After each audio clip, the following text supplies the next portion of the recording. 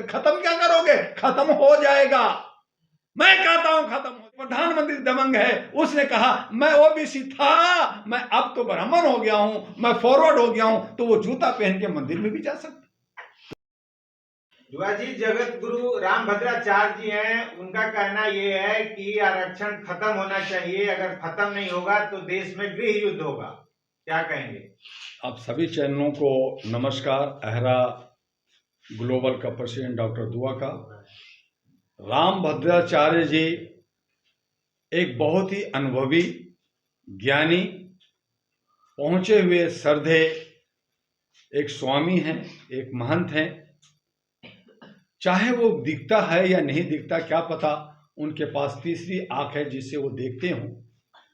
कई बार जिनको हम अंधा कहते हैं, माफ कीजिएगा, उनके लिए अंधा कहना अच्छा नहीं है, लेकिन जिसको हम कहते हैं कि नेत्र नहीं काम कर रहा, उनका एक आंतरिक शक्ति होती है जिससे वो देखते हैं, लेकिन जिस हिसाब से वो बात करते हैं वो तार्किक नहीं है। आज कह रहे हैं कि आरक्षण खत्म होनी चाहिए, मैं भी कहता हूं खत्म कर दो। बाबा आंबेडकर ने जब संविधान बना उस वक्त कहा कि कुछ 15-20 साल तक आरक्षण रहेगा, फिर खत्म हो। कब? जब संविधान की समता का अधिकार आर्टिकल 12 से जो 14 लिखा हुआ है उसका पालन हो जाए।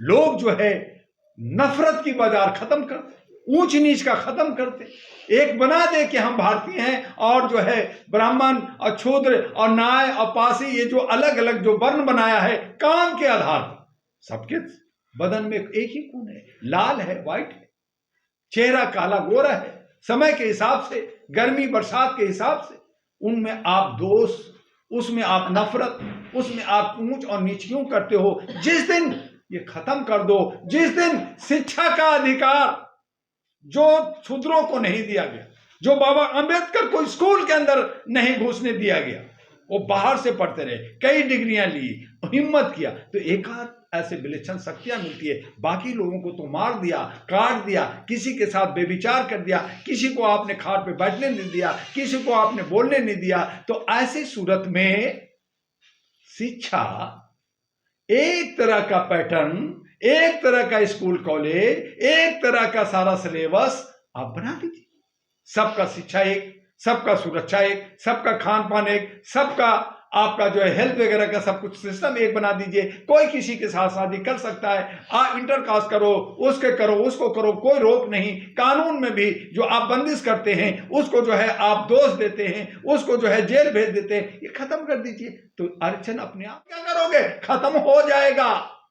मैं कहता हूं खत्म हो। इसके लिए आपकी सोच मजबूत करनी होगी, आपकी सोच सकारात्मक बनाना होगा। अगर आप नकारात्मक बनाओगे, अगर आप व्यवसाय करोगे, अगर आप मानव को बेच कर करके, आप जो है लोगों को तोड़ कर करके, वर्णों में बांट करके, जात और समुदाय में बांट करके नफरत की बाजार चलते रहोगे, तब तक आरक्षण खत्म नहीं होगा और नहीं होनी चाहिए, क्योंकि उसको भी अधिकार है आगे बढ़ने का। हाँ, उसमें जो लोग बड़े हो गए हैं, जिन्होंने दौलत का, जैसे चिराग पासवान, जैसे जीताराम मांझी, जैसे खड़गे साहब कांग्रेस के अध्यक्ष है, इनको आरक्षण नहीं मिलना चाहिए, क्योंकि ये लोग करोड़पति हैं, ये लोग सामंतवादी के ग्रुप में, सिस्टम में आ गए, इनको नहीं मिलना चाहिए। लेकिन आज भी 141 करोड़ में 110 करोड़ आज भी बिलो लाइन में। आप कहते हैं कि ये अमीर हो गया है, आप यही कहना चाहते हैं कि जो 30 रुपया कमा रहा है वो अमीर है।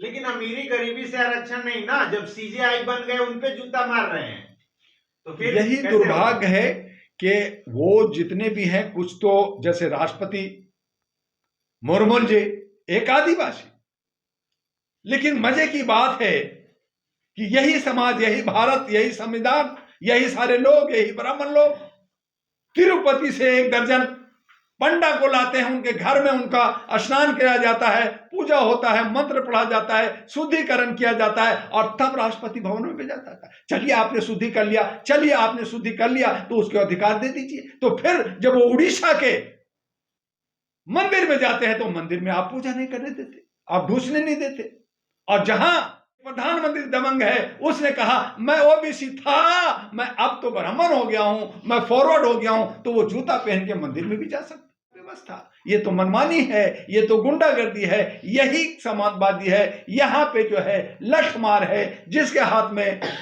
लाठी है उसका भैंस है। तो इस तरह से व्यवस्था ठीक नहीं है। इसलिए जो आज जो बहुत सारे लीडर, बहुत सारे लोग पढ़े लिखे लोग कह रहे हैं कि अगर ब्राह्मण और शूद्र या जो हमारा जो है चमार, जैसे हमारा चंद्रशेखर आजाद, चंद्रशेखर रावण, चंद्रशेखर आजाद का टाइटल हमने दिया उसे, तो वो रावण है, चलो ठीक है शादी है, चलो एक और शादी कर लेगा, मुसलमान भी करते हैं, तो एक ब्राह्मण से करा दो, मैं मान लूंगा।